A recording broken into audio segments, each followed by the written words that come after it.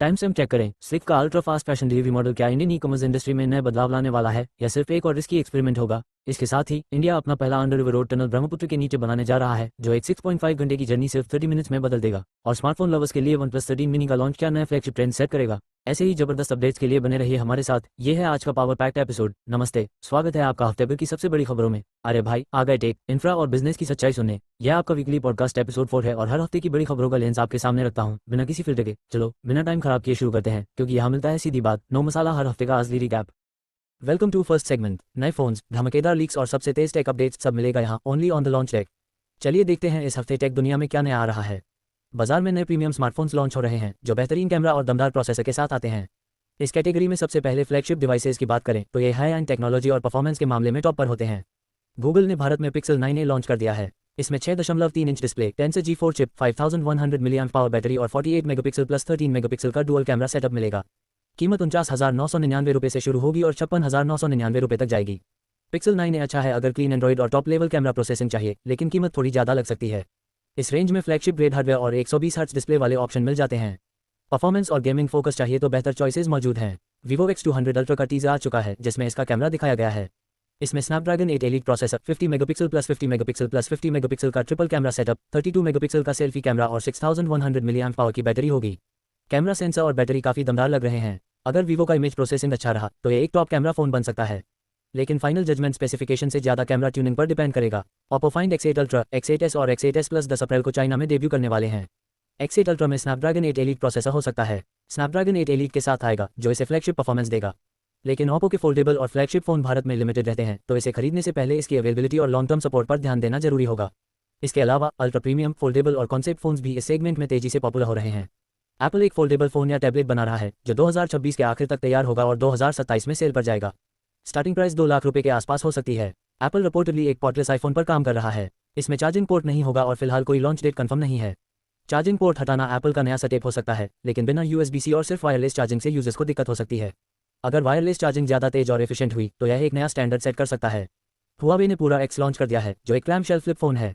इसमें 3.5 इंच का rear display, 6.3 inch का प्राइमरी डिस्प्ले, किरण 9010 चिपसेट और 50 megapixel plus 40 megapixel plus 13 megapixel का ट्रिपल कैमरा सेटअप मिलेगा। क्लैमशेल डिज़ाइन के साथ एक और फोल्डेबल ऑप्शन, लेकिन Huawei की ग्लोबल और भारतीय मार्केट में अवेलेबिलिटी हमेशा सवालों में रहती है।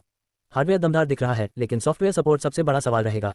अब आते हैं मिड रेंज स्मार्टफोन्स पर, जो दमदार फीचर्स और किफ़ायती दाम का बैलेंस बनाकर चलते हैं। सबसे पहले अपर मिड रेंज स्मार्टफोन्स, जो प्रीमियम लुक और हाई परफॉर्मेंस प्रोसेसर के साथ आते हैं। OnePlus 13 मिनी और OnePlus 13T को 3C सर्टिफिकेशन मिल चुका है, जिससे इनके जल्दी लॉन्च होने के संकेत मिलते हैं। OnePlus 13 मिनी में 6.31 inch display, Snapdragon 8 elite processor, 6000 mAh power battery और 80 वाट फास्ट चार्जिंग होगी। OnePlus इस सीरीज में पहली बार मिनी फ़ोन ला रहा है, जो छोटे स्क्रीन साइज पसंद करने वालों के लिए अच्छा ऑप्शन हो सकता है। लेकिन अगर इसमें टॉप लेवल कैमरा या डिस्प्ले नहीं हुआ तो ये सिर्फ नाम का मिनी रह जाएगा। इसके बाद स्टैंडर्ड मिड रेंज स्मार्टफोन्स, जो एक बेहतरीन ऑलराउंडर एक्सपीरियंस देने की कोशिश करते हैं। iQOO ने कंफर्म कर दिया है कि Z10 11 अप्रैल को लॉन्च होगा और इसमें 7300 mAh पावर की बैटरी होगी। इसकी कीमत 20,000 रुपये से 30,000 रुपये के बीच हो सकती है और यह Dimensity 7300 प्रोसेसर या स्नैपड्रैगन 7s Gen 3 प्रोसेसर के साथ आएगा। ये फ़ोन 7.89 मिलीमीटर का स्लीक डिज़ाइन लेकर आएगा। 7300 mAh पावर बैटरी एक बड़ा प्लस पॉइंट है, लेकिन प्रोसेसर पर डिपेंड करेगा कि बैटरी बैकअप वाकई दमदार रहेगा या सिर्फ नंबर बड़ा दिखाया जा रहा है।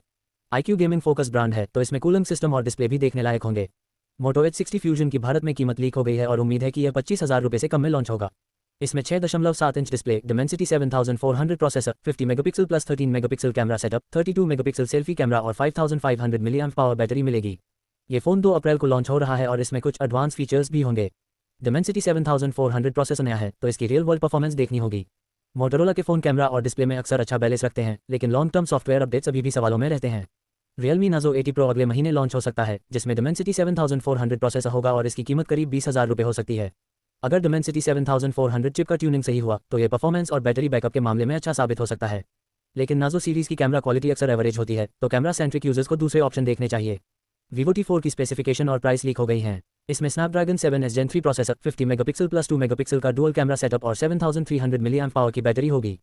कीमत 25,000 रुपये से कम रहने की उम्मीद है। Snapdragon 7s Gen 3 processor balance chip है, लेकिन 50 प्लस 2 मेगापिक्सल कैमरा सेटअप देखकर लगता है कि सेकेंडरी कैमरा सिर्फ नंबर बढ़ाने के लिए डाला गया है। अगर कैमरा सॉफ्टवेयर अच्छा हुआ तो ये बढ़िया मिड रेंज ऑप्शन बन सकता है। CMF Phone 2 को बड़ा कैमरा अपग्रेड मिलेगा। अब इसमें ट्रिपल कैमरा सेटअप और स्नैपड्रैगन 7s Gen 3 प्रोसेसर होगा। कैमरा अपग्रेड हो रहा है, जो अच्छा संकेत है, लेकिन नथिंग के पहले फ़ोन मिड रेंज मार्केट में हमेशा परफेक्ट वैल्यू नहीं देते। अगर प्राइस अच्छी रही और कैमरा ट्यूनिंग सही हुई तो ये OnePlus Nord सीरीज को टक्कर दे सकता है। सैमसंग गैलेक्सी M56 और F56 जल्द लॉन्च हो सकते हैं क्योंकि ये कंपनी की सपोर्ट वेबसाइट पर दिख चुके हैं। इनमें Exynos 1580 प्रोसेसर हो सकता है। Exynos 1580 प्रोसेसर ज़्यादा सुर्खियों में नहीं रहा है, तो रियल वर्ल्ड परफॉर्मेंस देखने के बाद ही इसे जज करना सही रहेगा। सैमसंग की M और F सीरीज़ के फ़ोन बैटरी और डिस्प्ले में अच्छे होते हैं, लेकिन चिपसेट और कैमरा हमेशा मिक्स्ड रिजल्ट देते हैं। वहीं कुछ devices performance focused mid range segment में आती हैं, जो गेमिंग और हाई स्पीड टास्क के लिए बनाई जाती हैं। Realme GT7 की स्पेसिफिकेशन लीक हो चुकी है। इसमें Dimensity 9400 plus processor, 7000 mAh power battery और 100 वॉट फास्ट चार्जिंग हो सकती है। Dimensity 9400 प्लस एक दमदार चिप है और 7000 mAh पावर बैटरी के साथ इसे गेमिंग के लिए अच्छा ऑप्शन माना जा सकता है। लेकिन Realme की UI और लॉन्ग टर्म स्टेबिलिटी को ध्यान में रखना जरूरी होगा। Oppo Find X8s और X8s Plus 10 अप्रैल को चाइना में डेब्यू करने वाले हैं। X8s और X8s Plus में Dimensity 9400 प्लस प्रोसेसर होने की बात चल रही है। Dimensity 9400 प्लस के साथ Oppo अगर कैमरा और डिज़ाइन में कुछ एक्स्ट्रा दे पाए तो ये प्रीमियम मिड रेंज में अच्छे ऑप्शन बन सकते हैं। लेकिन Oppo के मिड रेंज फोन्स आमतौर पर थोड़े महंगे होते हैं, तो प्राइसिंग देखने वाली होगी। अब बात करते हैं बजट स्मार्टफोन्स की, जो कम कीमत में अच्छे फीचर्स देने की कोशिश करते हैं। इसमें सबसे पहले आते हैं अपर बजट स्मार्टफोन्स, जो बैलेंस्ड परफॉर्मेंस और अच्छे कैमरा के साथ आते हैं। Realme ने P3 सीरीज लॉन्च की है, जिसमें P3 Ultra की कीमत 22,999 रुपये से 25,999 रुपये और P3 की कीमत 14,999 रुपये से 17,999 रुपये के बीच होगी।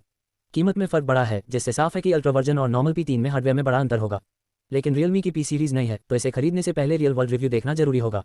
वहीं एंट्री लेवल बजट स्मार्टफोन सबसे किफ़ायती ऑप्शन होते हैं, जो बेसिक ज़रूरतों को पूरा करने के लिए बनाए जाते हैं। HMD ने भारत में बाबी फीचर फ़ोन लॉन्च किया है, जिसमें 1.77 इंच का एक्सटर्नल डिस्प्ले, 2.8 इंच का इंटरनल डिस्प्ले और अनसॉक T107 प्रोसेसर मिलेगा। इसकी कीमत 7,999 रुपये से शुरू होगी।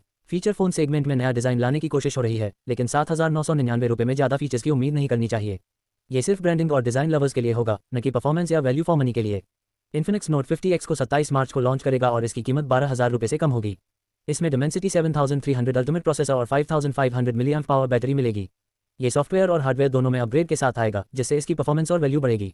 12,000 रुपये से कम कीमत में Dimensity 7300 अल्टीमेट मिलना अच्छा है, लेकिन Infinix ब्रांड का सॉफ्टवेयर एक्सपीरियंस हमेशा मिक्स्ड रहा है। अगर बैटरी और डिस्प्ले अच्छा रहा तो ये बजट गेमिंग यूजर्स के लिए अच्छा ऑप्शन हो सकता है। अंत में टेक्नोलॉजी से जुड़ी अन्य बड़ी खबरों और लीक्स की भी चर्चा करनी जरूरी है। इसमें सबसे पहले आते हैं अपकमिंग टैबलेट्स और वेरिएबल्स, जो स्मार्टफोन एक्सपीरियंस को और बेहतर बनाते हैं। Oppo Pad 4 Pro भी 10 अप्रैल को चाइना में लॉन्च होगा। इसमें Snapdragon 8 Elite प्रोसेसर, 13.2 इंच का बड़ा डिस्प्ले और 12,000 mAh पावर की बैटरी हो सकती है। 13.2 इंच का बड़ा डिस्प्ले और Snapdragon 8 Elite इसे एक पावरफुल टैबलेट बनाते हैं, लेकिन Oppo के टैबलेट्स का सॉफ्टवेयर एक्सपीरियंस अभी भी iPad या Samsung टैब से पीछे है। इसके साथ Oppo Watch X2 mini और Enco Free 4 भी आएंगे। अगर ये प्राइस और बैटरी बैकअप में अच्छा बैलेंस बना पाए तो स्मार्ट वॉच और ईयरबड सेगमेंट में अच्छा ऑप्शन बन सकते हैं। लेकिन Oppo का वेरिएबल सेगमेंट अभी भी एप्पल और सैमसंग से पीछे है। इसके अलावा नेटवर्क और कनेक्टिविटी में भी नए अपडेट्स देखने को मिल रहे हैं, जैसे 5G एक्सपेंशन और नए डेटा प्लान्स। वोडाफोन ने मुंबई में 5G सर्विस लॉन्च कर दी है और अप्रैल से बाकी शहरों में भी एक्सपेंड करेगा। प्लान 299 रुपये से शुरू होंगे। मुंबई में 5G लॉन्च होना अच्छा संकेत है, लेकिन असली टेस्ट तब होगा जब स्पीड और नेटवर्क स्टेबिलिटी बाकी शहरों में भी देखने को मिलेगी। वोडाफोन को अब सर्विस क्वालिटी पर ध्यान देना होगा, वरना जियो और एयरटेल पहले से मजबूत स्थिति में है। तो ये थी वीकली टेक अपडेट्स। आप quick tech at everything in minutes trivia segment की ओर चलते हैं, टेक ट्रिविया की ओर, जहां कुछ रोचक तथ्य आपका इंतजार कर रहे हैं। चार्जिंग पोर्ट के बिना आईफोन, ये बदलाव जितना इनोवेटिव लगता है उतना ही प्रैक्टिकल भी होगा या नहीं।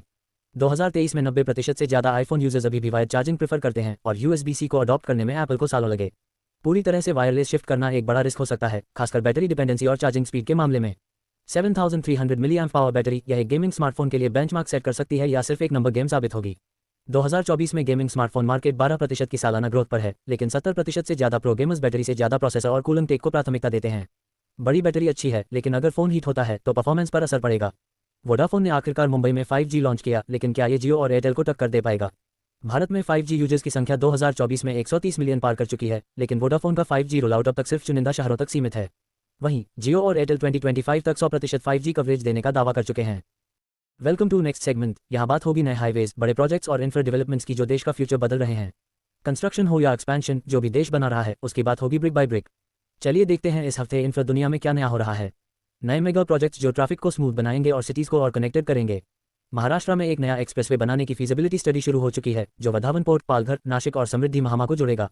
अगर स्पीड सही रही तो वाधावन पोर्ट से नासिक पालघर तक नया इंडस्ट्रियल कॉरिडोर बनेगा, वरना फाइलों में अटका रहेगा। असली खेल टाइमलाइन का है, वरना फायदा नहीं, सिर्फ शोर। NCR में ट्रैफिक जाम से छुटकारा पाने के लिए हरियाणा सरकार ने फरीदाबाद नोएडा गाजियाबाद एक्सप्रेसवे का काम शुरू कर दिया है। ये 17 किलोमीटर का स्ट्रेच होगा, जिसे बाद में 23 किलोमीटर और बढ़ाने का प्लान है। यह एक्सप्रेसवे नेशनल हाईवे 9, लालपुर और सखाराम से जुड़ेगा। समस्या ट्रैफिक की नहीं, प्लानिंग की है। सही से बना तो NCR की कनेक्टिविटी सुधरेगी, वरना बस एक और सड़क जाम से भरने के लिए तैयार रहेगी। पब्लिक ट्रांसपोर्ट से लिंक हुआ तो फायदा, नहीं तो वही पुरानी भीड़। पुणे में 135 किलोमीटर लंबा बाईपास हाईवे बनने वाला है, जिससे शिक्रापुर चक्कन टालेगांव लोनावाला का ट्रैफिक कम होगा और मराठवाड़ा मुंबई की गाड़ियां शहर के बाहर से निकल जाएंगी। खर्चा 12,000 करोड़ रुपए। 12,000 करोड़ रुपए खर्च होंगे, लेकिन असल सवाल यह है, शहर का ट्रैफिक सच में बाईपास होगा या नया हाईवे खुद ट्रैफिक मैग्नेट बन जाएगा। सही मॉनिटरिंग हुई तो लॉजिस्टिक्स को बड़ा बूस्ट मिलेगा, वरना बजट और डेडलाइन दोनों फिसलते देर नहीं लगेगी। महाराष्ट्र गवर्नमेंट 103 किलोमीटर लंबा नाशिक लोनावला एक्सप्रेसवे बनाने जा रही है। MSRDC इसकी स्टडी कर रहा है, जो 2 महीने में पूरी होगी। मुंबई पुणे हाईवे का ट्रैफिक कम करने का दावा, लेकिन असल असर इस पर टिका है कि फंडिंग और एग्जीक्यूशन में कितनी तेजी रहती है। स्टडी तो 2 महीने में पूरी होगी, पर असली गेम उसके बाद शुरू होगा। मेट्रो और अर्बन रेल एक्सपेंशन, जो फास्ट ट्रैवल का जमाना, नए रूट्स और सिटी मोबिलिटी में बड़ा बदलाव। मुंबई मेट्रो लाइन 14, जो कंजूरमार्ग से बदलापुर को जोड़ेगी, आखिरकार सालों की देरी के बाद फिर से ट्रैक पर आ गई है। MMRDA ने इसके लिए कंसल्टेंट्स के टेंडर मंगवा लिए हैं। ये 38 किलोमीटर लंबी मेट्रो लाइन मुंबई के सेंट्रल सबर्ब्स और नवी मुंबई के बीच कनेक्टिविटी सुधारेगी और बाकी मेट्रो नेटवर्क से भी जुड़ेगी। सालों से अर्क का प्रोजेक्ट अब ट्रैक पर आया, लेकिन कंसल्टेंट टेंडर से आगे कितना जल्दी बढ़ेगा, यही देखना है। अगर रफ्तार बनी रही तो सेंट्रल सबर्ब्स को बड़ी राहत मिलेगी, वरना फिर वही इंतजार। दिल्ली मेट्रो की येलो लाइन, जो अभी समायपुर बदली से मिलेनियम सिटी सेंटर तक 49 किलोमीटर की है, 2027 से 28 तक साइबर सिटी तक बढ़ा दी जाएगी। साथ ही समायपुर बदली से सोनीपत तक का एक्सटेंशन भी अप्रूव हो चुका है और DPR बन रही है। साइबर सिटी और सोनीपत एक्सटेंशन NCR की कनेक्टिविटी बदल सकते हैं, लेकिन 2027 से 28 की डेडलाइन में कितना सच है, ये कंस्ट्रक्शन की स्पीड बताएगी। DPR बन रही है, अब बस इसे फाइलों से बाहर लाना बाकी है। Bangalore metro rail corporation limited BMRCL ने ठान लिया है कि नम्मा मेट्रो को 197 किलोमीटर तक बढ़ाएंगे। अभी इसका सर्वे चल रहा है, जो जुलाई 2025 तक पूरा होगा। इसमें देवनाहल्ली एयरपोर्ट जैसी नई मेट्रो रूट जोड़ने का प्लान है। देवनाहल्ली एयरपोर्ट मेट्रो कनेक्टिविटी से जुड़ेगा, लेकिन सवाल वही, जुलाई 2025 तक सर्वे पूरा भी होगा या नहीं। नम्मा मेट्रो की ग्रोथ तेज है, पर डेडलाइन पकड़ पाना हमेशा मुश्किल रहा है। L&T का तीसरा टनल बोरिंग मशीन ने इग्नू स्टेशन पर रिकॉर्ड बना दिया। ये machine Aerocity Tughlakabad metro line का हिस्सा है, जहां 15 स्टेशन होंगे। L&T ने रिकॉर्ड बना दिया, लेकिन असल टेस्ट तब होगा जब ये मेट्रो लाइन तय समय पर खुलेगी। 15 स्टेशन बन रहे हैं, लेकिन क्या DMRC लेट लतीफी से बच पाएगा? बड़े इन्वेस्टमेंट्स, फास्टर शिपिंग और नए लॉजिस्टिक्स हब्स रेडी। गुजरात के कांडला पोर्ट को स्मार्ट पोर्ट में बदला जाएगा, जिसके लिए 57,000 करोड़ रुपए की इन्वेस्टमेंट हो रही है। इसमें नया 6 किलोमीटर वाटरफ्रंट और शिप बिल्डिंग मरीन क्लस्टर भी बनेगा। 57,000 करोड़ रुपए का निवेश, नया वाटरफ्रंट और शिप बिल्डिंग क्लस्टर गुजरात की मैन्युफैक्चरिंग को बूस्ट देगा, बशर्ते की प्रोजेक्ट टाइमलाइन से उतरे। प्लान दमदार है, लेकिन पोर्ट इंफ्रास्ट्रक्चर में देरी महंगी पड़ती है। अंडर रिवर टनल से लेकर स्पेस मिशन तक इंफ्रास्ट्रक्चर लेवल अप। इंडिया का पहला under river road tunnel Assam में ब्रह्मपुत्र रिवर के नीचे बनाया जाएगा। ये 6.5 घंटे की ट्रैवल को सिर्फ 30 मिनट में बदल देगा और कंट्रैक्ट अप्रूवल के बाद इसे बनने में 5 साल लगेंगे। 6.5 घंटे का सफर 30 मिनट में, लेकिन भारत में इस तरह की टनलिंग पहली बार हो रही है।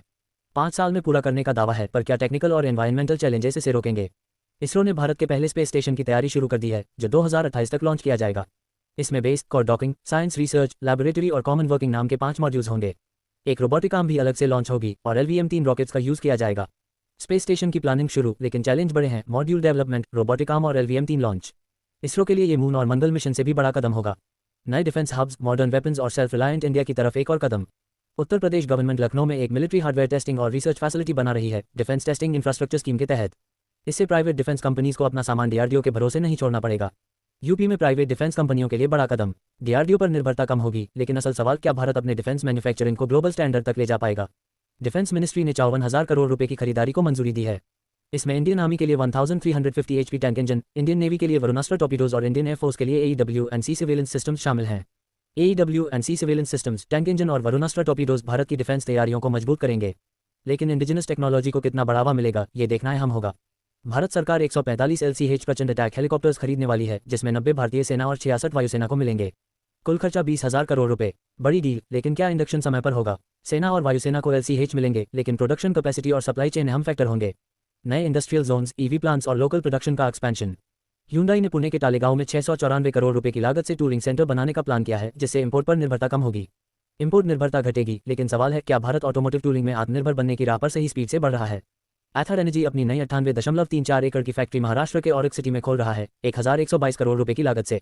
पहले फेज की ओपनिंग मई में होगी। EV सेक्टर को बूस्ट मिलेगा, लेकिन असली गेम बैटरी सप्लाई चेन का है। मई में पहला फेज खुलेगा, पर क्या डिमांड को मैच कर पाएगा? झारखंड को 803.47 करोड़ रुपए का इन्वेस्टमेंट मिला है BMW ऑयल इंडस्ट्री से, जो बोकारो में एक स्टील कॉम्प्लेक्स बनाएगा। इसमें कोल्ड रोल्ड, गैल्वेनाइज्ड और कलर कोटेड शीट्स प्रोड्यूस की जाएंगी। ये प्रोजेक्ट 2 फेज में पूरा होगा और पहला फेज 2 साल में रेडी हो जाएगा। कोल्ड रोल्ड और गैल्वेनाइज्ड स्टील प्रोडक्शन बढ़ेगा, लेकिन झारखंड में इंफ्रास्ट्रक्चर सपोर्ट कितना मजबूत है, ये प्रोजेक्ट की स्पीड तय करेगा। कॉग्निजेंट ने चेन्नई में 14 एकड़ का नया लर्निंग सेंटर खोलने का फैसला किया है, जहां 1 लाख से ज्यादा लोग ट्रेनिंग लेंगे। इसमें smart classrooms, incubators, design hubs और रेसिडेंशियल स्पेसेस होंगे।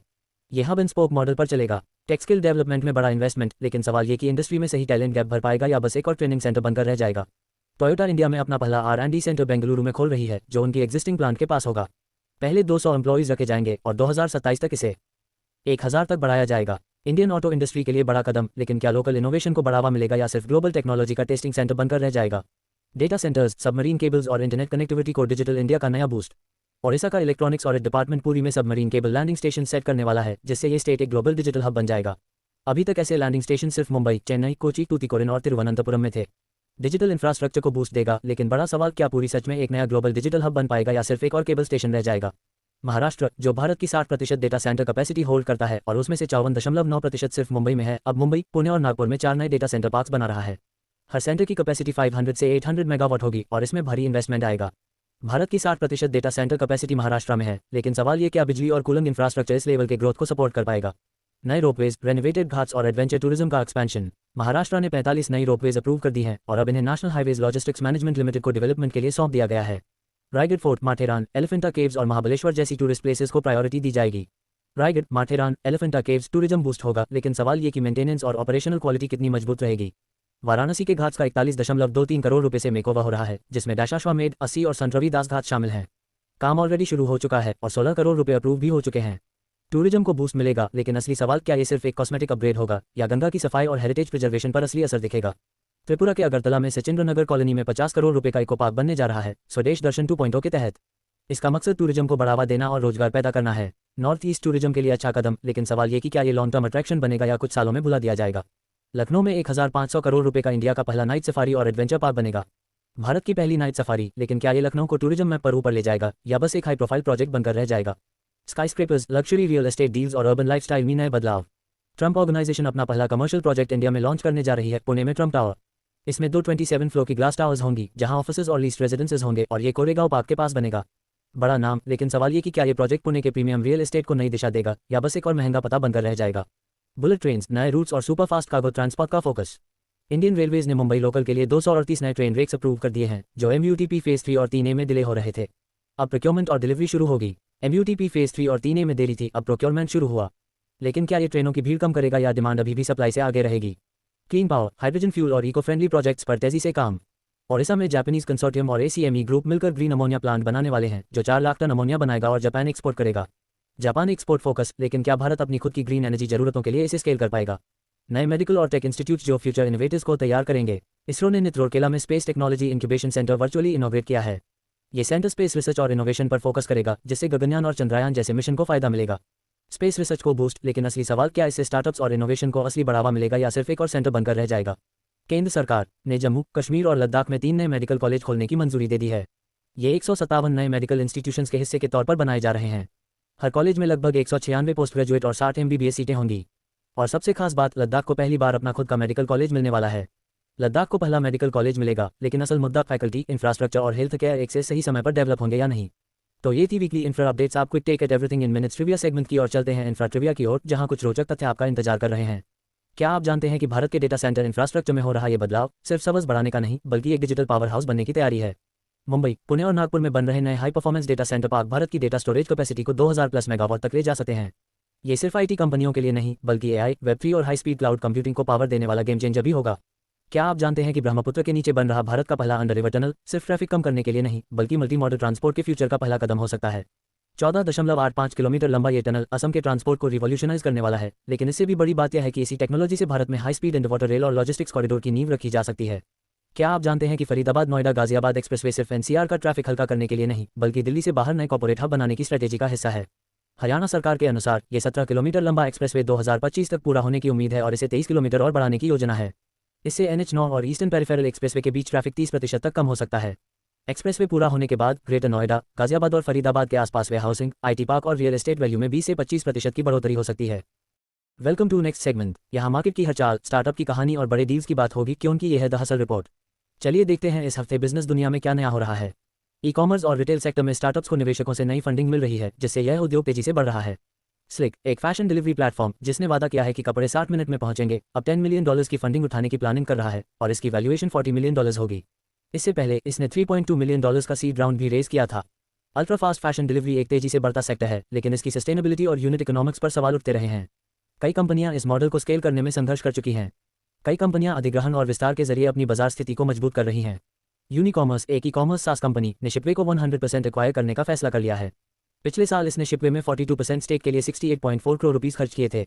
यह अधिग्रहण ई कॉमर्स लॉजिस्टिक्स को मजबूत करने की दिशा में एक अहम कदम है, जिससे end to end fulfilment solutions में सुधार होगा। कुछ कंपनियां अपनी स्केलेबिलिटी बढ़ाने में सफल रही हैं, जबकि कुछ को अभी भी चुनौतियों का सामना करना पड़ रहा है। डिकैथलॉन, जो एक स्पोर्ट्स रिटेलर है, ने फाइनेंशियल ईयर 24 में रेवेन्यू 2% बढ़ाकर 4008 करोड़ रुपए कर दी, लेकिन प्रॉफिट में बड़ा टर्नअराउंड किया। पिछले साल के लॉस से उभरकर 197 करोड़ रुपए का प्रॉफिट कमा लिया। इसका ईबिटा मार्जिन 14.49% और रिटर्न ऑन कैपिटल एम्प्लॉयड 17.79% रहा। यह हर एक रुपये कमाने के लिए 95 पैसे खर्च करता है। डिकैथलॉन की रणनीति ने न केवल ऑपरेशनल एफिशिएंसी को बेहतर किया है, बल्कि इंडियन मार्केट में इसके फुटहोल्ड को भी मजबूत किया है। फिनटेक सेक्टर में बड़े निवेश और अधिग्रहण देखे जा रहे हैं, जिससे इंडस्ट्री में प्रतिस्पर्धा तेज हो रही है। पेयू, जो पेमेंट्स और फिनटेक में काम करता है, ने माइंडगेट सॉल्यूशंस में 43.5% स्टेक एक्वायर कर लिया है। डिजिटल पेमेंट्स में बढ़ते एडॉप्शन के बीच ये डील पेयू के पेमेंट इंफ्रास्ट्रक्चर को और मजबूत करेगी। कुछ फिनटेक कंपनियां लाभप्रदता की ओर बढ़ रही हैं, जबकि अन्य अपने बिजनेस मॉडल को पुनः संतुलित करने का प्रयास कर रही हैं। माइंडगेट सॉल्यूशंस एक पेमेंट टेक्नोलॉजी कंपनी है, जिसका रेवेन्यू 34% बढ़कर 257 करोड़ रुपए हो गया और प्रॉफिट 256% बढ़कर 23 करोड़ रुपए हो गया। ये 89 पैसे खर्च करता है एक रुपये कमाने के लिए। तेज ग्रोथ और मुनाफे में उछाल माइंडगेट की मजबूत टेक्नोलॉजी और बड़े एंटरप्राइज ग्राहकों की बढ़ती डिमांड को दर्शाता है। ईवी सेक्टर में नए निवेश हो रहे हैं, जिससे इस इंडस्ट्री को और मजबूती मिल रही है। हीरो मोटोकॉर्प ने ऑयल मोटर्स में 525 करोड़ रुपए तक का स्ट्रैटेजिक इन्वेस्टमेंट किया है। ये कंपनी इलेक्ट्रिक 3 व्हीलर्स पर फोकस करती है। ईवी सेक्टर में बढ़ते निवेश से साफ है कि सस्टेनेबल मोबिलिटी भारत में मेन स्ट्रीम बनने की ओर बढ़ रही है। टैक्सीना, एक मोबिलिटी सोल्यूशन स्टार्टअप ने 1.5 करोड़ रुपीस जुटाए हैं। ये कमीशन हटाकर फिक्स्ड सब्सक्रिप्शन मॉडल पर शिफ्ट हो रहे हैं। फिक्स्ड सब्सक्रिप्शन मॉडल ड्राइवरों के लिए अधिक प्रेडिक्टेबल इनकम प्रदान कर सकता है, लेकिन यूजर्स की स्वीकृति इस मॉडल की सफलता तय करेगी। सरकार की नीतियां और योजनाएं इस क्षेत्र को नई दिशा देने में अहम भूमिका निभा रही हैं। भारत सरकार एक नया cooperative based taxi service launch करने जा रही है, जिसका नाम होगा साकार टैक्सी। इसका मकसद ओला और उबर को टक्कर देना है। सरकार समर्थित मॉडल अफोर्डेबिलिटी बढ़ा सकता है, लेकिन कंपटीशन और एग्जीक्यूशन में चुनौतियां रह सकती हैं। कई स्टार्टअप्स इस क्षेत्र में नए बिजनेस मॉडल अपना रहे हैं, जिससे उनकी ग्रोथ और स्केलेबिलिटी बढ़ रही है। बैटर, एक इलेक्ट्रिक 2 व्हीलर कंपनी है, जिसका रेवेन्यू 18% बढ़कर 102 करोड़ रुपए हो गया, लेकिन प्रॉफिट 0.5 करोड़ रुपीस पर टिका रहा। इसका ईबिटा मार्जिन 66.02% है और रिटर्न ऑन कैपिटल एम्प्लॉयड 478.57% है। ईवी एडॉप्शन बढ़ रहा है, लेकिन प्रॉफिटेबिलिटी को सस्टेन करने के लिए कंपनियों को कॉस्ट ऑप्टिमाइजेशन पर ध्यान देना होगा। सास कंपनियां नए निवेश और अधिग्रहण के जरिए अपने कारोबार का विस्तार कर रही हैं। सर्वफाई, जो पोस्ट सेल्स सर्विस कंपनी है, ने सीरीज डी फंडिंग राउंड में 66.27 करोड़ रुपीस उठाए, जिससे इसका पोस्ट मनी वैल्यूएशन करीब $700 मिलियन हो गया। फाइनेंशियल ईयर 24 में इसका रेवेन्यू 23% बढ़कर 755 करोड़ रुपए हो गया और लॉस 59% घटकर 94 करोड़ रुपए रह गया। पोस्ट सेल्स सर्विस सेक्टर में ऑटोमेशन और एआई एडॉप्शन बढ़ रहा है, लेकिन ग्राहक संतुष्टि और सर्विस क्वालिटी बनाए रखना बड़ी चुनौती होगी। कुछ कंपनियां घाटे से उबरने की कोशिश कर रही हैं और लाभप्रदता की ओर बढ़ रही हैं। जिंग एचआर, एक cloud based HR take firm, की रेवेन्यू फाइनेंशियल ईयर 24 में 47% बढ़कर 124 करोड़ रुपए हो गई और लॉस 66% घटकर 7 करोड़ रुपए रह गया। इसका ईबिटा मार्जिन -5.52% रहा और रिटर्न ऑन कैपिटल एम्प्लॉयड -24.69%। साथ ही ये ₹1.07 खर्च करता है एक रुपये कमाने के लिए। कंपनियों में डिजिटल एचआर सॉल्यूशंस की बढ़ती मांग फायदेमंद है, लेकिन B2B सास सेक्टर में लंबे सेल्स साइकिल्स और high customer acquisition costs growth को धीमा कर सकते हैं। हेल्थ टेक कंपनियां नई तकनीकों के जरिए इनोवेशन कर रही हैं और निवेशकों को आकर्षित कर रही हैं। यासो, जो एक स्पीच थेरेपी कंपनी है, ने $5 लाख की प्री सीड फंडिंग उठाई है। ये पैसा AI powered digital therapeutics develop करने में लगाया जाएगा। भारत में डिजिटल हेल्थ केयर की पहुंच बढ़ रही है, लेकिन स्पीच थेरेपी जैसे सेगमेंट में अवेयरनेस और पेशेंट एडॉप्शन को बढ़ावा देना जरूरी होगा। ओसो, जो ऑर्थोपीडिक्स पर फोकस करने वाला हेल्थ स्टार्टअप है, इसने $2,50,000 की फंडिंग ली है।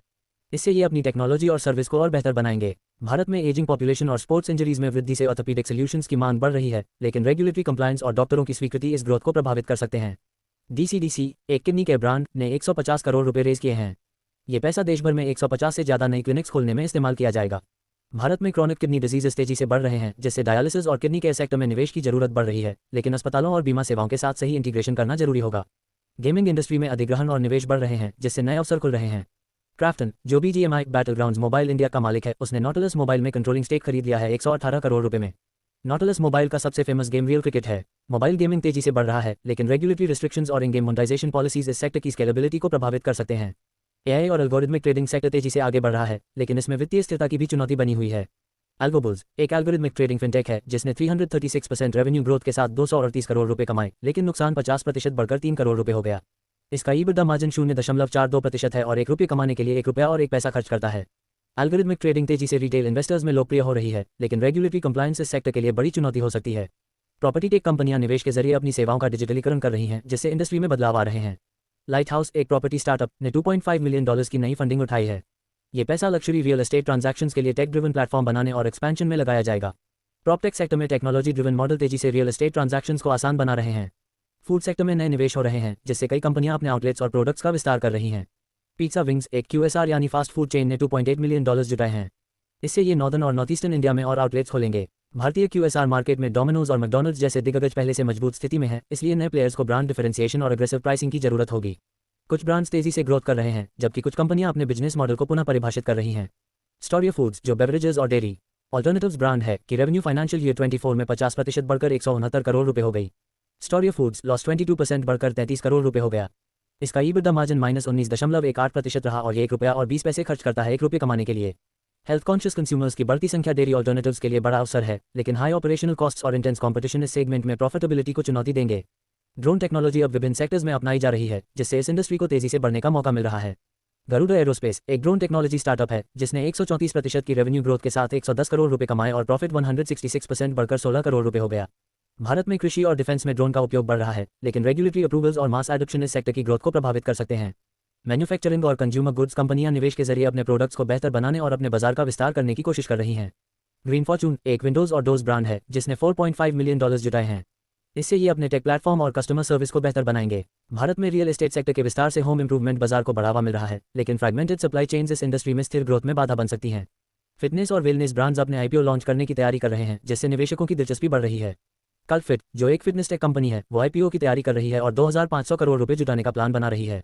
इसका वैल्यूएशन $2 बिलियन रखा गया है। इंडियन फिटनेस इंडस्ट्री में डिजिटल प्लेटफॉर्म्स की मांग बढ़ रही है, लेकिन कल्फिट को अपनी ऑफलाइन और ऑनलाइन रणनीति में बैलेंस बनाकर रखना होगा ताकि पोस्ट IPO वैल्यूएशन सस्टेनेबल रहे। IT कंपनियों को वैश्विक मंदी और बढ़ती प्रतिस्पर्धा के कारण वित्तीय दबाव का सामना करना पड़ रहा है।